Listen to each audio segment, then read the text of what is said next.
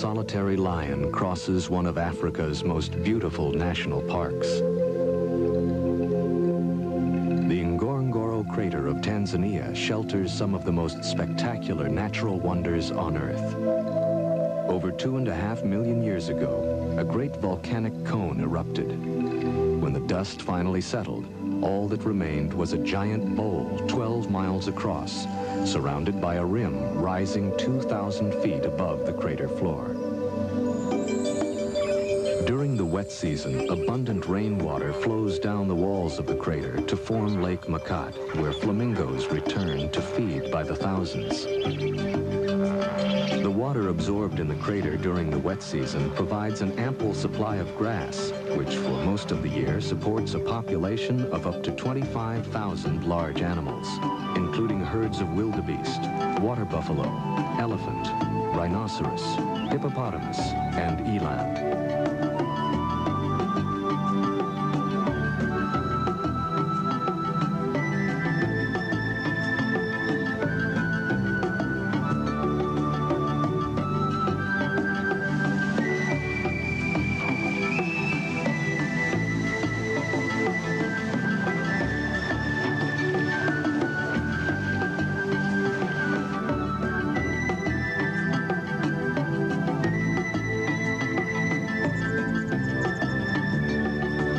Of grazing animals provides the staple food for carnivores of the crater: jackal, hyenas, cheetah, and lions.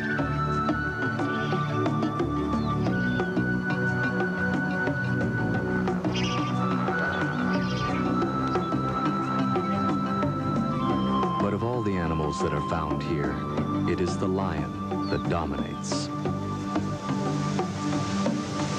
About 80 lions live in family groups, or prides, of 8 or more, spread evenly across the crater. From records kept over the past 20 to 30 years, it is known that the number of lions in the crater has remained about the same. The gestation period of the female lion is about 110 days. There is no special birth season, and cubs can be born throughout the year. Like most cats, lions usually sleep or rest during the day for up to 21 hours. They will even rest between periods of feasting on a kill. Some will climb into trees to sleep, draped over the branches, to avoid insects that swarm over them on the ground. Others, gorged with meat from a kill, will roll from side to side, seeking a comfortable position for the large meal bulging in their stomachs.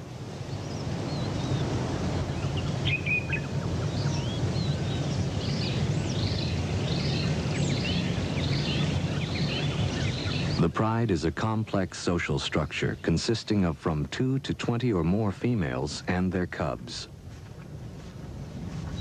The females are related to each other and usually remain together throughout their lives, as they do most of the hunting.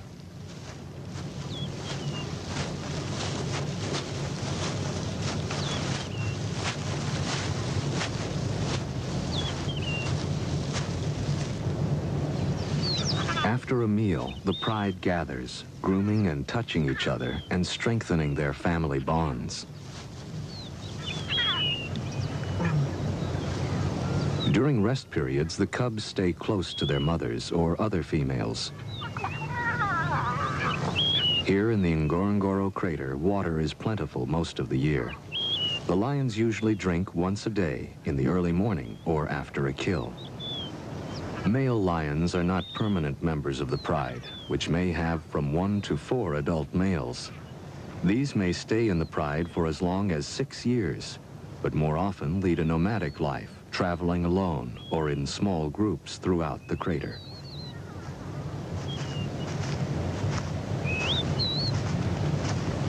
When hunting, the pride will either band in small groups or roam alone in search of prey.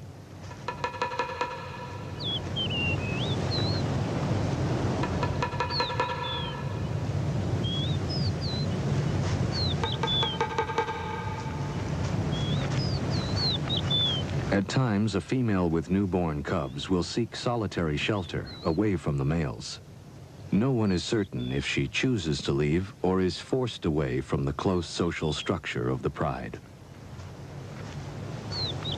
Lions have few distinctive markings to assist in recognizing other members of the pride, especially over long distances. Therefore, they must approach another pride member in a direct manner, without hesitation. Should an approaching lion of the pride seem unsure of itself, it may be attacked as if it were a stranger.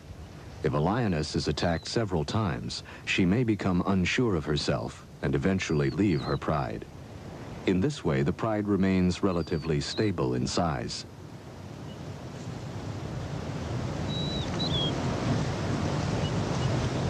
Like most young cats, lion cubs spend a great deal of time playing. Their games of attack prepare them for the lifelong search for food. These two, a male and a female, are about a year old. The females are less temperamental than the males and show little reaction to mistaken identity. So most females remain with the pride, while the young males are eventually forced to leave. By the time they are 2.5 to 3.5 years old, young males are forced out by the mature males, who take over the pride for mating. And so the pride receives an infusion of new blood from the mature males who fight for mating privileges. But in time, these males will be driven off by the younger breeding lions. Due to increased tourism, the lions have become accustomed to vehicles and to humans filming and observing their behavior.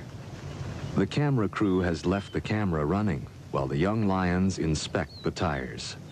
They are distracted by a shout from the cameraman, who is more in fear for the safety of the tires than for his companions. Go away.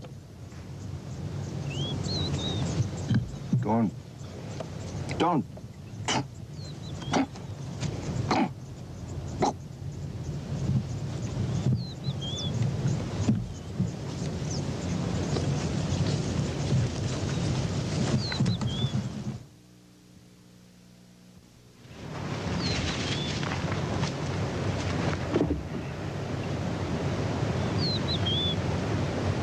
The yearlings return to their mother for comfort and grooming.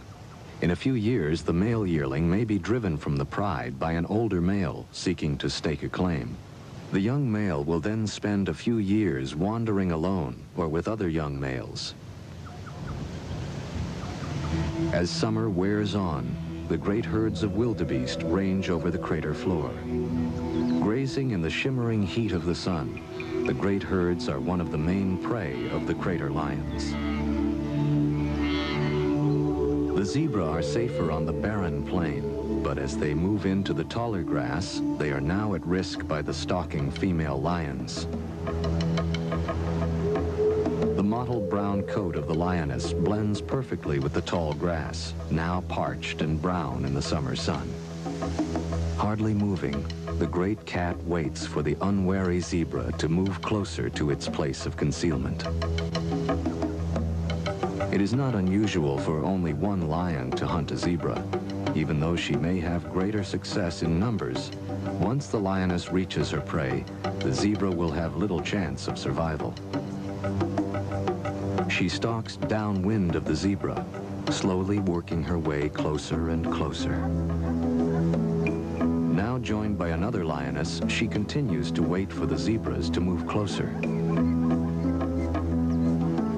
Lions do not have the speed or stamina of other great cats, like the cheetah, and must wait patiently while their prey moves closer, and then, with a short sprint, attempt a quick kill.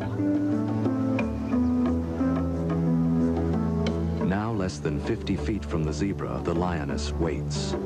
She is barely visible to the unsuspecting herd. She begins to close in, hunched low in the tall grass.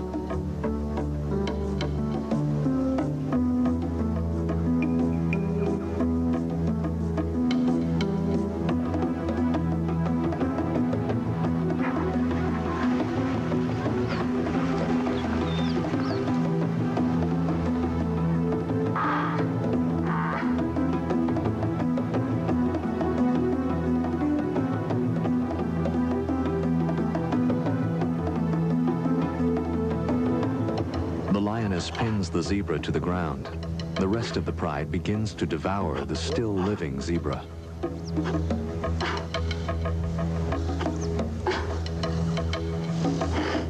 Still breathing, the zebra dies in what must be terrible agony as the great beasts gorge.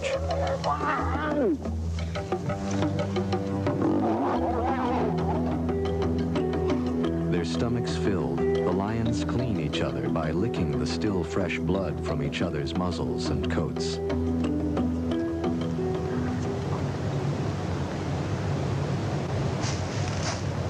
After the kill, the lioness joins her cubs and begins a long rest period to digest her meal.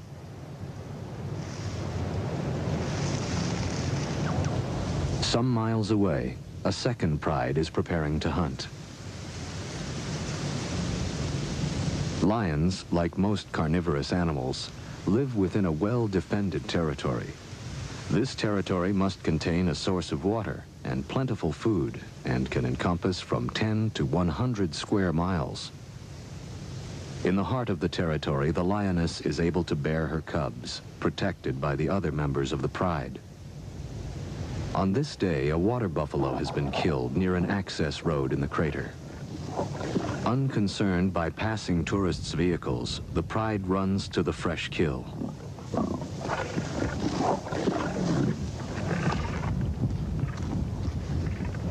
The pride's territory is carefully guarded by the dominant males.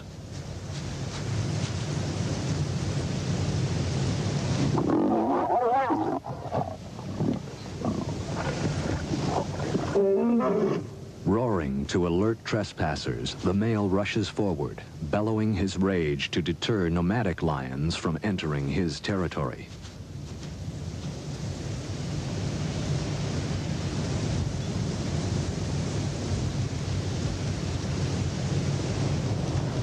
Now safe from outsiders, the pride is on the move, possibly searching for more game or a protected water source.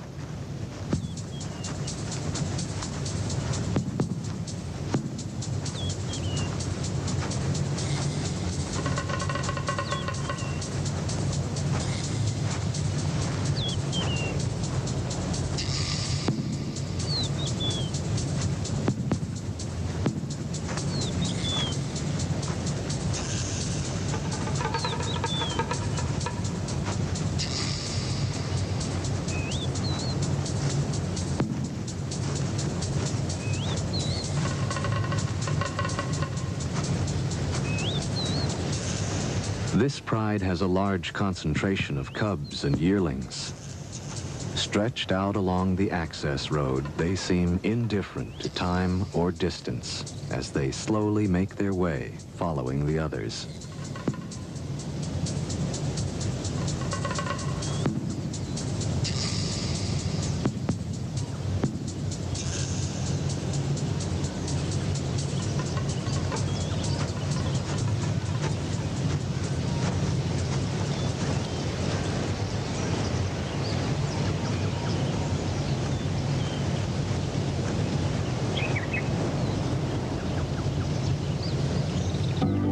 A new dawn. The pride stretches out in the high grass and rests throughout most of the day.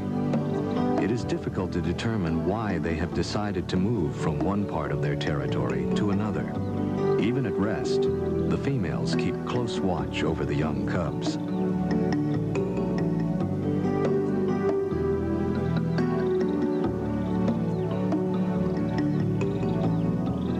Lions have a well-defined system of communication. Using body contact, facial movement, and sounds, a lion expresses itself clearly to other members of the pride and to strangers who may try to enter its territory.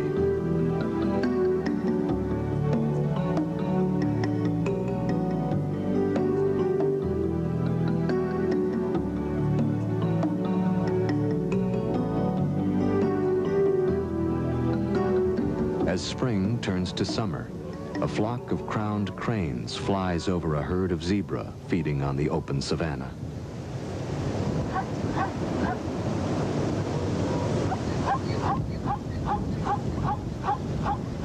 In the marsh, Chicks of the blacksmith plover search for small bugs and then seek shelter in the feathers of their parent.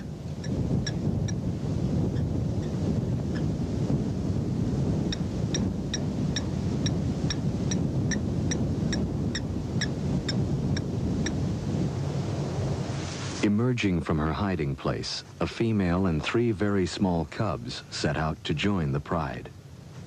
For the young cubs, it is a long trip across the open plain. Camouflaged by the long grass, the female usually remains in hiding until her cubs are old enough to walk. Lion cubs are almost helpless when born. Weighing from 2 to 5 pounds at birth, they can barely crawl and do not open their eyes before 1 or 2 weeks. Newborn cubs have a slightly spotted coat, which helps to hide them in the thick grass. This color changes after 3 to 5 months. Sensing that the smallest and weakest cub is falling behind, the lioness gently carries it by the neck across a dry mud bank, while the other 2 cubs scurry to keep up.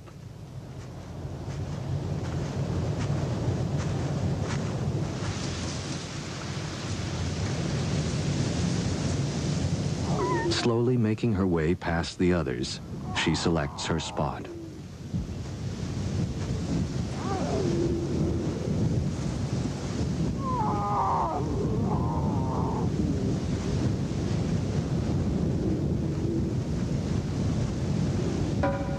Here she rests while the cubs nurse.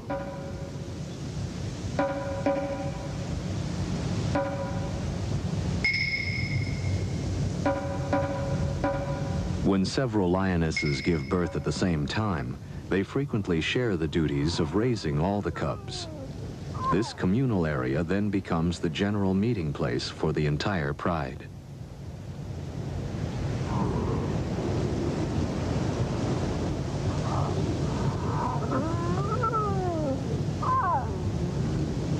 Communal gatherings allow all members of the pride to become acquainted with the cubs.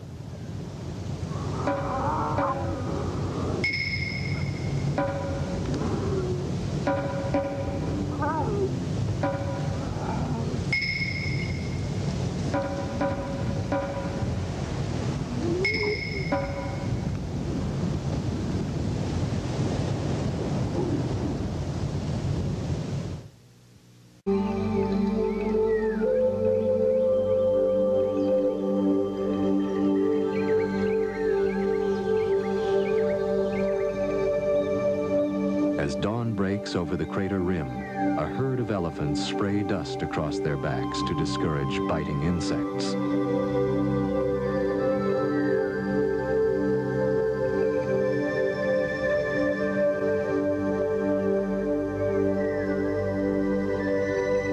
Along the edge of Lake Makat, a flock of migrating birds pause to feed. Among the trees, a small herd of zebra and an old elephant with only 1 tusk feed peacefully in the clear morning air. Near the lake shore, gazelles graze contentedly as they share their pasture with a flock of ducks. Knee-deep in the mud of the swamp, a huge water buffalo wallows contentedly. The buffalo is the lion's largest and most formidable prey, and is capable of putting a marauding lion to flight. Lions are usually wary of an adult buffalo, which can severely injure or kill an adult lion with its sharp horns. During the heat of the day, the pride rests in the soft, high grass. The lion leads a life without threat, for their only real enemy, the hyena, will not attack the entire pride. If caught alone on the plain, an adult lion and cubs, or even young adults, can be at great risk from a pack of hyena. In the afternoon, the yearlings spar with one another, or their mother, who usually gives them a quick swat for their trouble. Then, relaxed and seemingly full of affection for the cubs, the female joins in the afternoon play.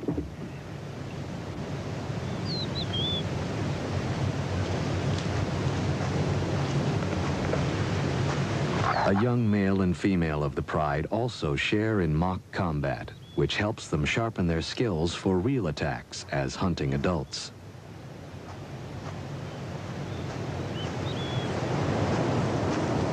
Late in the afternoon, the pride begins its quest for prey. Separated from a small herd of zebra by the mud flats of a slowly drying lake, two females are forced to leap a small stream. Now the yearling male must also cross. He seems in a quandary whether he should jump as the adult females have done or swim.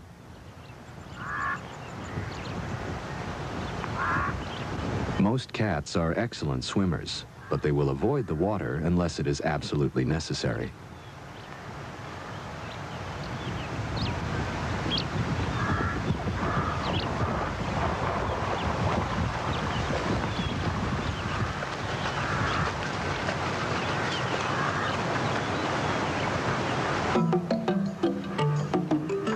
Moving slowly, the pride spreads out across the plain, making its way to a herd of zebra over a mile away.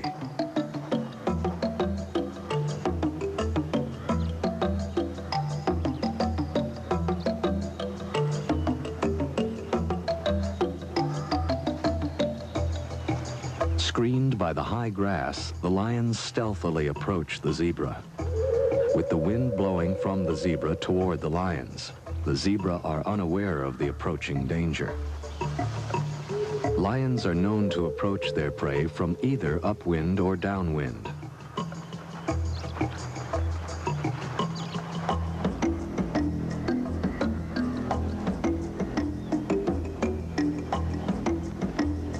Time seems to stand still as the zebra slowly pass before one and then another of the crouching hunters.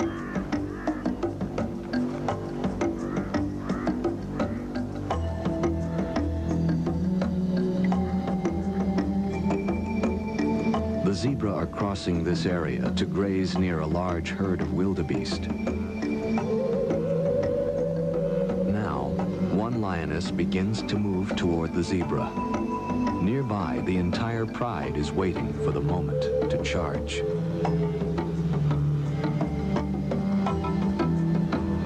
Both wildebeest and zebra now seem to sense the presence of danger and barely move, uncertain from which direction an attack may come.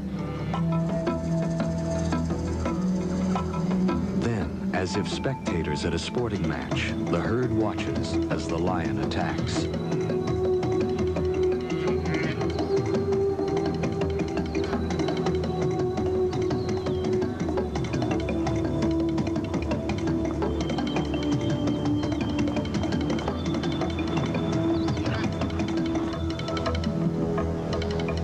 Lions are slower than zebra and wildebeest and are only about 30% successful, even when hunting in a group. After resting, the pride prepares for another attempt. The dominant female heads off in the direction of a large herd of buffalo. Extremely dangerous, the African water buffalo can weigh as much as a ton. The males gather around the periphery of the herd, and the females and calves stay closer to the center. Seldom do one or two lions attempt an attack on a small herd of buffalo, or even on a single member that is feeding alone. But on occasion, whether they are truly hungry or just young lions practicing their hunting skills, such an encounter happens. It is seldom rewarding for the lions. Suspicious, short-tempered, and cunning, the buffalo is a formidable adversary and are extremely aggressive when confronted by a lion.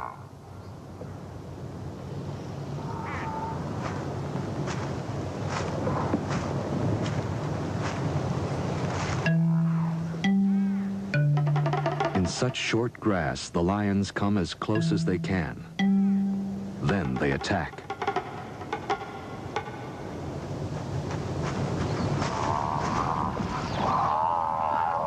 The buffalo are quickly outrun by the lions.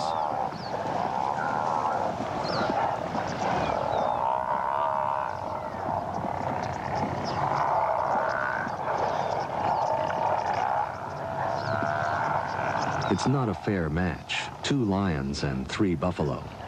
The lions quickly break off when the buffalo turn to confront them.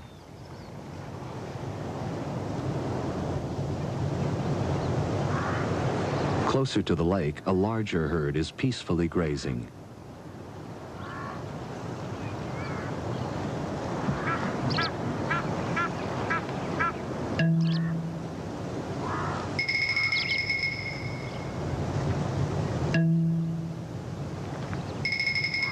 Here the grass is higher, which affords the lion better protection from being seen.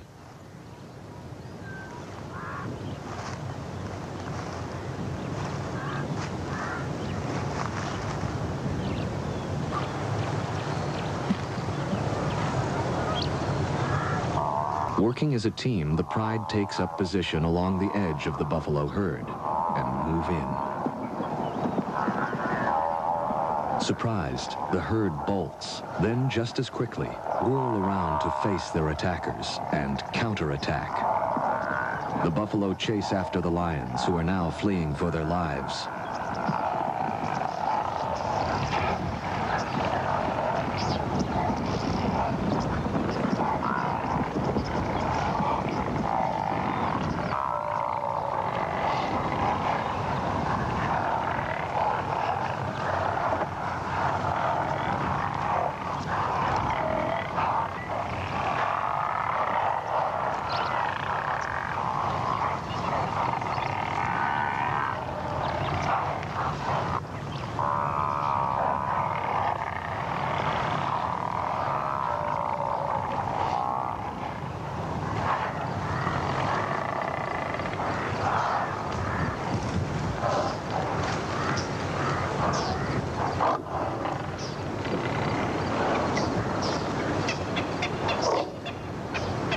Seemingly convinced that the danger is over, the buffalo move back to the marshy ground at lakeside. The lions, too, return to a less dangerous task. The lioness and her 2 yearlings, who have taken up sanctuary in a tree, also rejoin the pride.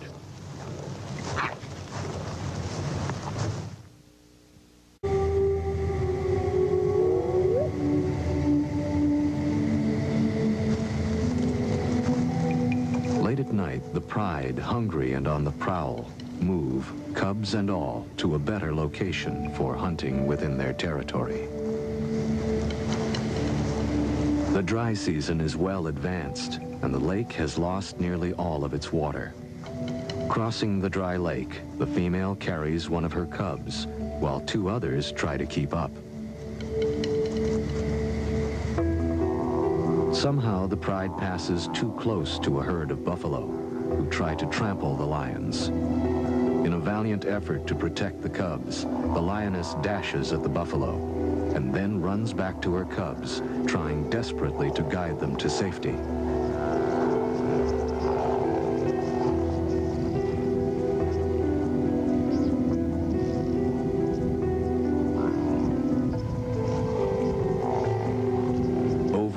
She rushes at the great beasts, but the buffalo will not scatter and continue to charge the lioness and other members of the pride.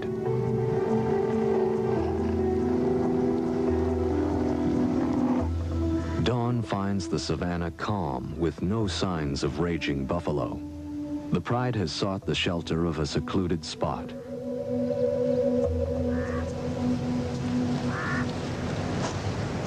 The only animal now in view is the lioness as she searches for her cubs. Time after time she calls, but the cubs have disappeared, trampled by the buffalo herd.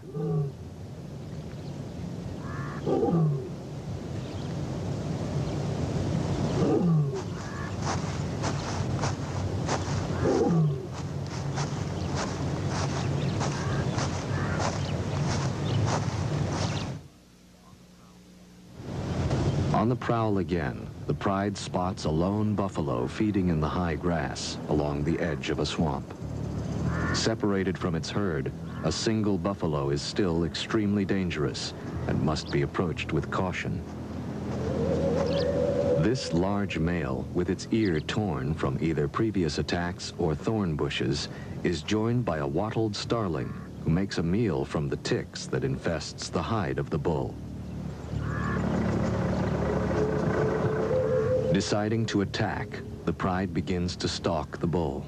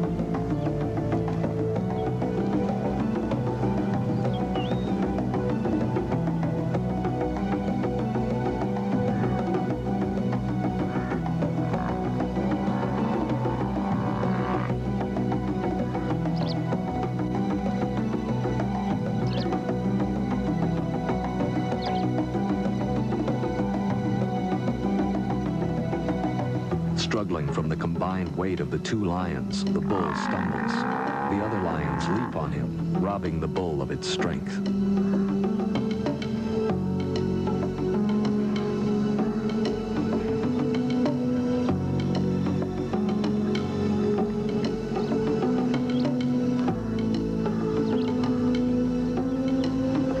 A yearling bravely joins the fight and attacks the bull's head.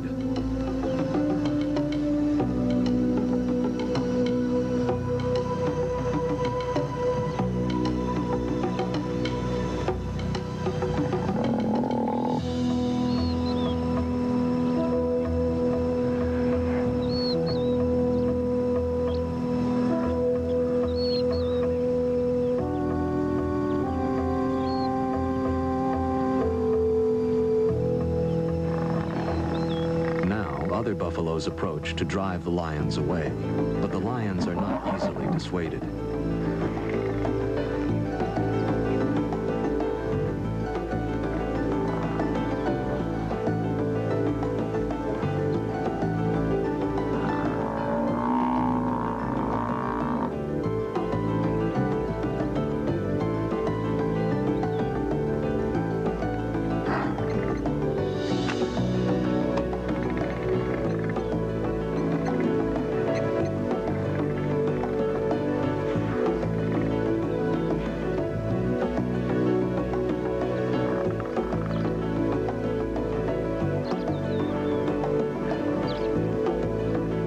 Having drawn blood, the lions continue to pursue the injured bull.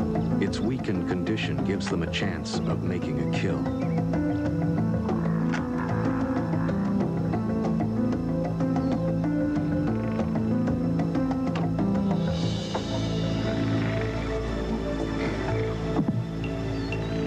The injured bull seeks refuge in the swamp, but the lions hold their position at the edge of the herd.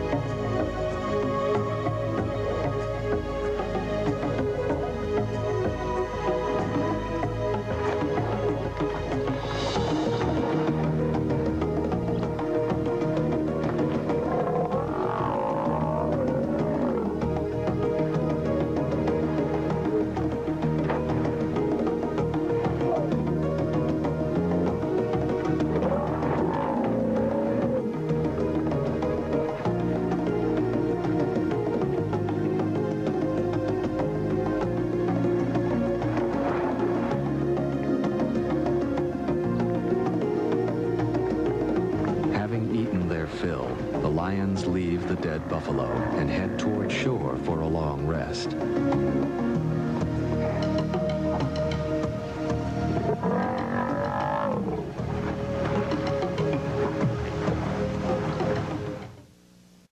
Great clouds begin to build over the crater as the dry season gives way to the wet. Lying at 3 degrees south, just below the equator, the Ngorongoro has only 2 seasons, wet and dry. November is the beginning of the wet, and as the rains fall, the season of renewal begins. Now the entire crater ecosystem absorbs the life-giving moisture, and the parched ground bursts into life. For all of the animals of the crater, it is a time of patient waiting until the rains stop.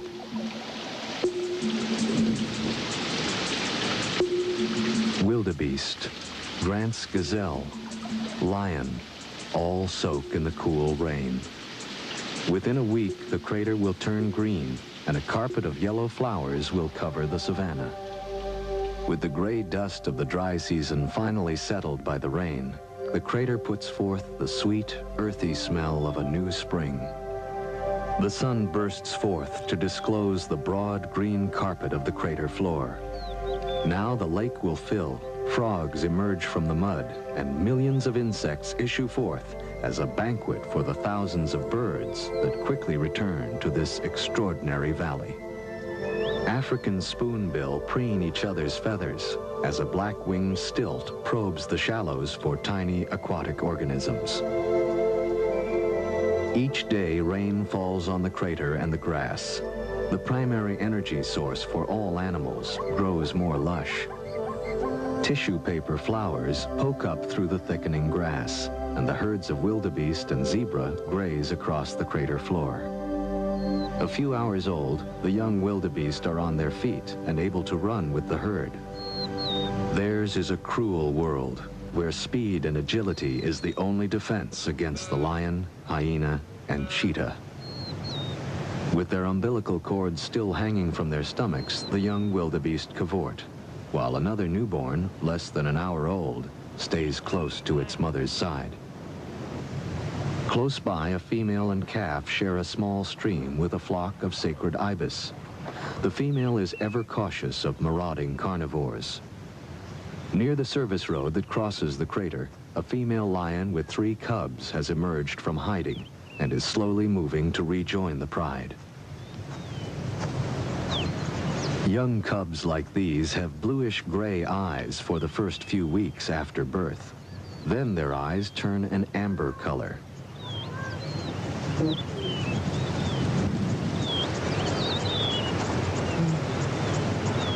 Between the periods of rain, the pride sleeps in the midday sun. Although cooler than the dry season, here at the equator, the days are warm and pleasant. With plentiful game, the lions are well fed and peaceful. Hidden from view of the pride, a young male has been in hiding for over a week, nursing injuries received during a hunt. Now it emerges, its hind leg obviously swollen with a festering wound.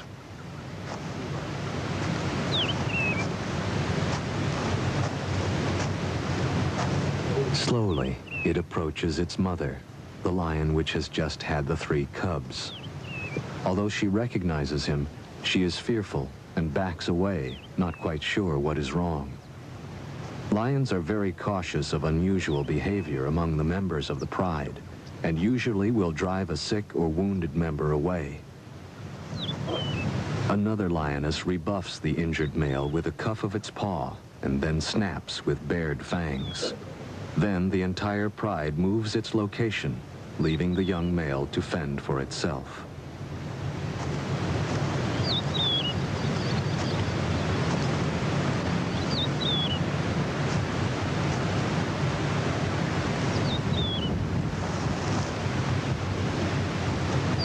So weak it can hardly care for its wound, the male is no longer able to live with the pride. At nightfall, the pride will leave the area, and the young injured male will be left defenseless against a hyena attack.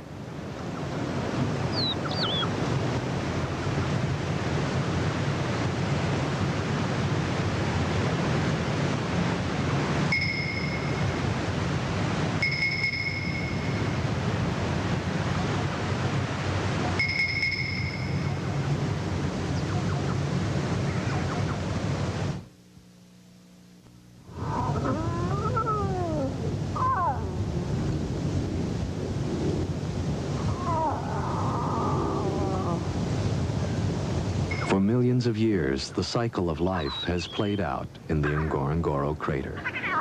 From its western rim, the land stretches out toward the Olduvai Gorge, where Lewis and Mary Leakey found the remains of some of man's oldest ancestors.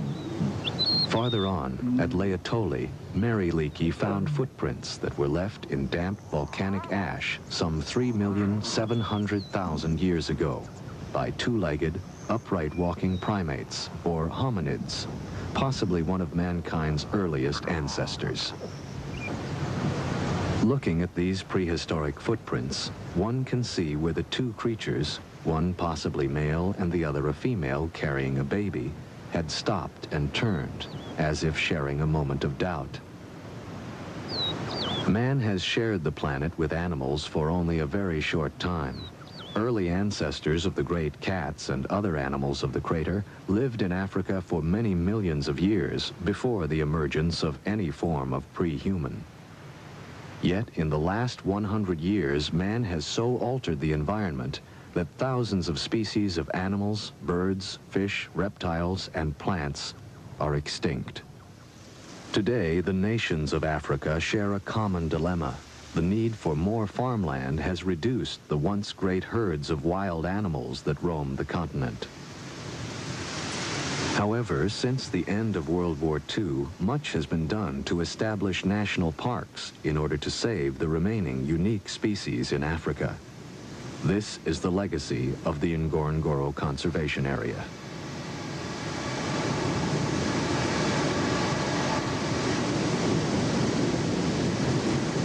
Controlled in part by the crater's 2,000-foot-high rim, most animals are still free to migrate in and out of the crater. A young female slowly climbs up the rim to seek another pride outside on the Serengeti plain. No one will know why she was forced to leave. But the life of the crater lions will pass on from one century to another, as long as modern man is aware of their fragile existence and is willing to exercise care. The infinite beauty and variety of the natural world is mankind's greatest treasure. All must exercise great care to preserve the environment and all of nature's creatures. Symbol of strength and majesty since the beginning of recorded history, the lion has always commanded man's respect. For centuries, it was considered an act of courage to kill a lion, and only recently have certain tribes given up the practice of a young man killing a lion as his rite of passage into manhood.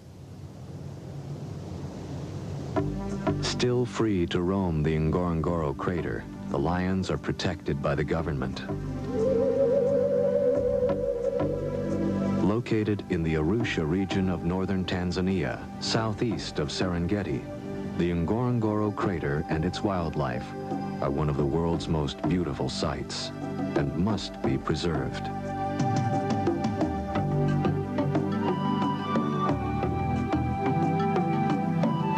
Coming up next on the Discovery Channel, cunning and deadly rattlesnakes search for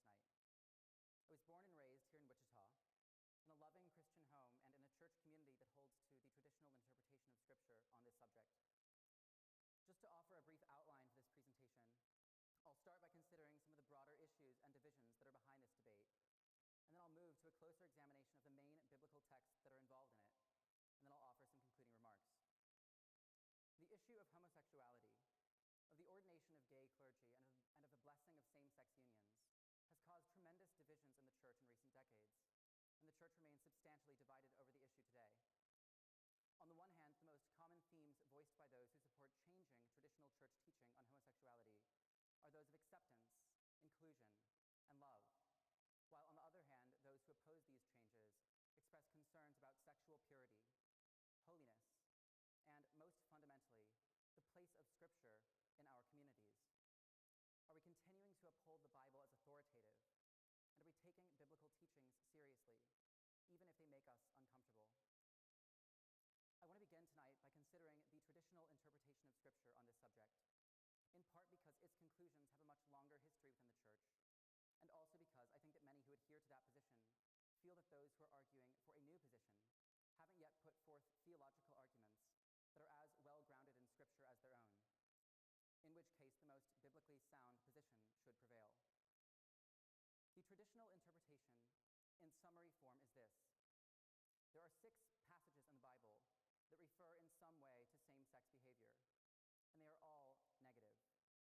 3 of them are direct and clear. In the Old Testament, in Leviticus, male same-sex relations are prohibited and labeled an abomination. And in the New Testament, in Romans, Paul speaks of women, quote, exchanging natural relations for unnatural ones, and of men abandoning natural relations with women and committing shameful acts with other men. And so according to the traditional interpretation, both the Old and the New Testament are consistent in their rejection of same-sex relationships. But it's not just those 3 verses, as well as 3 others that I'll come to later. It's true that 6 verses isn't all that many out of Scripture's 31,000. But not only are they all negative, from the traditional viewpoint, they gain broader meaning and coherence from the opening chapters of Genesis, in which God creates Adam and Eve, male and female. That was the original creation, before the fall, before sin entered the world. That was the way that things were supposed to be. And so according to this view, if someone is gay, then their sexual orientation is a sign of the fall, a sign of human fallenness and brokenness. That was not the way that things were supposed to be. And while having a same-sex orientation is not in and of itself a sin, according to the traditional interpretation, acting upon it is, because the Bible is clear both in what it negatively prohibits and in what it positively approves. Christians who are gay, those who are only attracted to members of the same sex, are thus called to refrain from acting on those attractions, to deny themselves, to take up their crosses, and to follow Christ. And though it may not seem fair to us, God's ways are higher than our own, and it's not our role to question, but to obey. Within this framework, gay people have a problem, and that is that they want to have sex with the wrong people. They tend to be viewed as essentially lustful, sexual beings. So while straight people fall in love, get married, and start families, gay people just have sex. But everyone has a sexual orientation, and it isn't just about sex. Straight people are never really forced to think about their sexual orientation as a distinctive characteristic, but it's still a part of them, and it affects an enormous amount of their lives. What sexual orientation is for straight people is their capacity for romantic love and self-giving. It's not just about sexual attraction and behavior.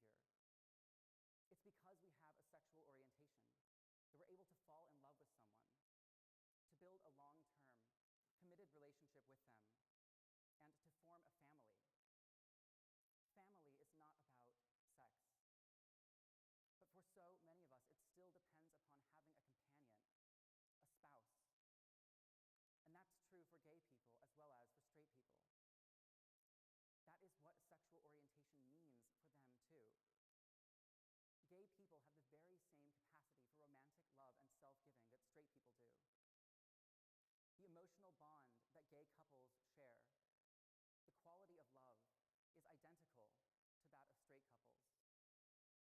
Gay people, like almost all of us, come from families, and they too long to build one of their own.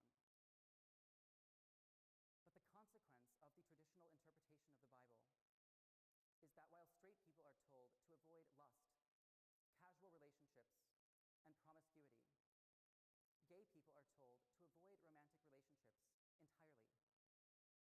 Straight people's sexuality is seen as a fundamentally good thing, as a gift.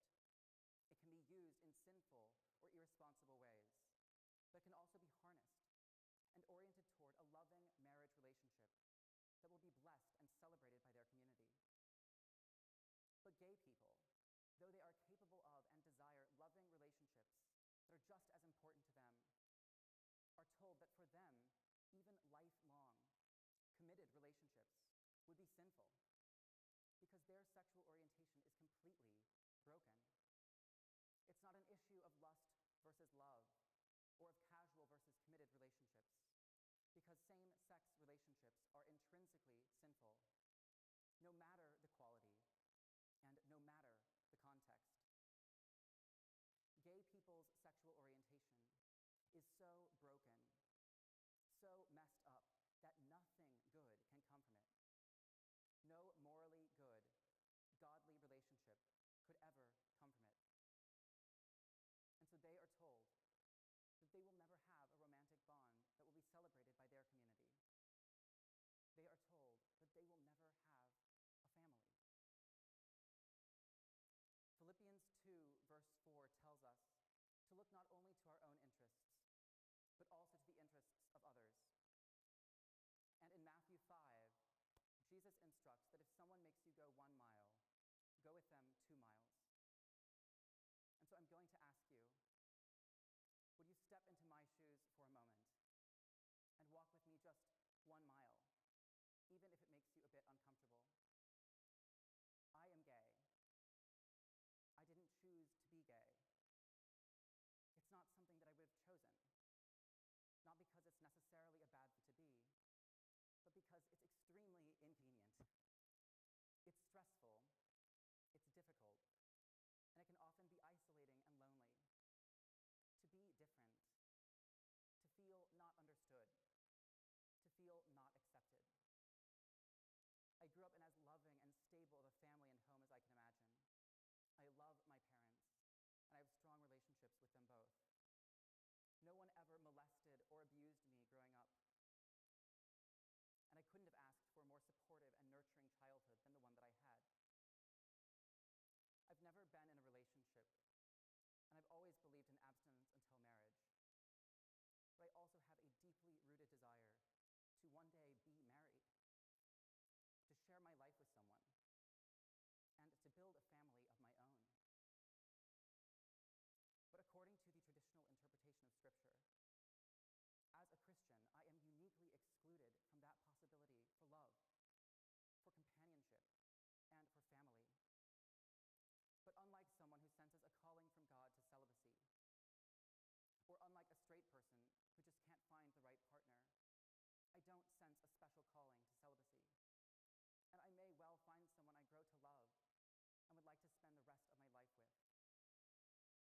But if that were to happen, following the traditional interpretation, if I were to fall in love with someone, and if those feelings were reciprocated, my only choice would be to walk away, to break my heart, and retreat into isolation, alone.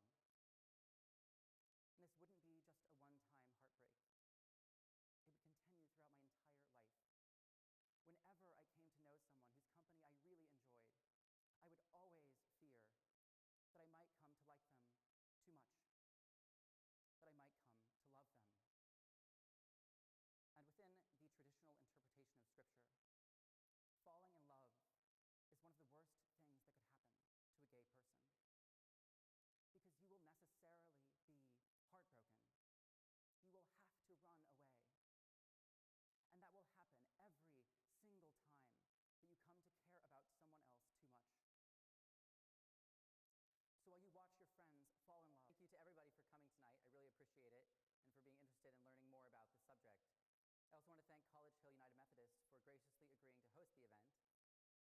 My name is Matthew Vines. I'm 21 years old, and I'm currently a student in college, although I've been on leave for most of the last 2 years in order to study the material that I'll be presenting tonight. I was born and raised here in Wichita, in a loving Christian home and in a church community that holds to the traditional interpretation of Scripture on this subject. Just to offer a brief outline for this presentation, I'll start by considering some of the broader issues and divisions that are behind this debate, and then I'll move to a closer examination of the main biblical texts that are involved in it, then I'll offer some concluding remarks. The issue of homosexuality, of the ordination of gay clergy, and of the blessing of same-sex unions has caused tremendous divisions in the church in recent decades, and the church remains substantially divided over the issue today. On the one hand, the most common themes voiced by those who support changing traditional church teaching on homosexuality are those of acceptance, inclusion, and love, while on the other hand, those who oppose these changes express concerns about sexual purity, holiness, and most fundamentally, the place of Scripture in our communities. Are we continuing to uphold the Bible as authoritative, and are we taking biblical teachings seriously, even if they make us uncomfortable? I want to begin tonight by considering the traditional interpretation of Scripture on this subject, in part because its conclusions have a much longer history within the church, and also because I think that many who adhere to that position feel that those who are arguing for a new position haven't yet put forth theological arguments that are as well-grounded in Scripture as their own, in which case the most biblically sound position should prevail. The traditional interpretation, in summary form, is this. There are 6 passages in the Bible that refer in some way to same-sex behavior, and they are all negative. 3 of them are direct and clear. In the Old Testament, in Leviticus, male same-sex relations are prohibited and labeled an abomination. And in the New Testament, in Romans, Paul speaks of women, quote, exchanging natural relations for unnatural ones, and of men abandoning natural relations with women and committing shameful acts with other men. And so according to the traditional interpretation, both the Old and the New Testament are consistent in their rejection of same-sex relationships. But it's not just those 3 verses, as well as 3 others that I'll come to later. It's true that 6 verses isn't all that many out of Scripture's 31,000.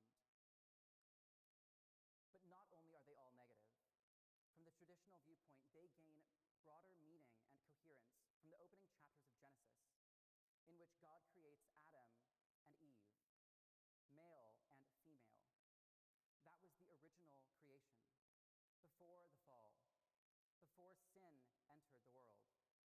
That was the way that things were supposed to be. And so according to this view, if someone is gay, then their sexual orientation is a sign of the fall, a sign of human fallenness and brokenness. That was not the way that things were supposed to be. And while having a same-sex orientation is not in and of itself a sin, according to the traditional interpretation, acting upon it is, because the Bible is clear both in what it negatively prohibits and in what it positively approves. Christians who are gay, those who are only attracted to members of the same sex, are thus called to refrain from acting on those attractions, to deny themselves, to take up their crosses, and to follow Christ. And though it may not seem fair to us, God's ways are higher than our own, and it's not our role to question, but to obey. Within this framework, gay people have a problem, and that is that they want to have sex with the wrong people. They tend to be viewed as essentially lustful, sexual beings. So while straight people fall in love, get married, and start families, gay people just have sex. But everyone has a sexual orientation, and it isn't just about sex. Straight people are never really forced to think about their sexual orientation as a distinctive characteristic, but it's still a part of them, and it affects an enormous amount of their lives.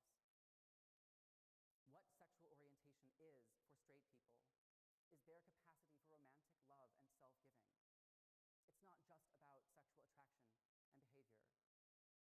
It's because we have a sexual orientation that we're able to fall in love with someone, to build a long-term, committed relationship with them, and to form a family. Family is not about sex. But for so many of us, it still depends upon having a companion, a spouse.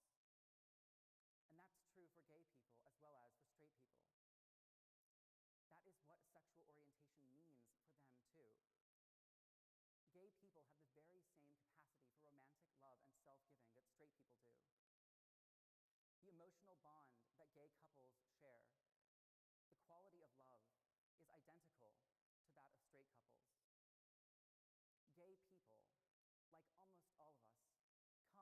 families, and they too long to build one of their own. But the consequence of the traditional interpretation of the Bible is that while straight people are told to avoid lust, casual relationships, and promiscuity, gay people are told to avoid romantic relationships entirely. Straight people's sexuality is seen as a fundamentally good thing, as a gift.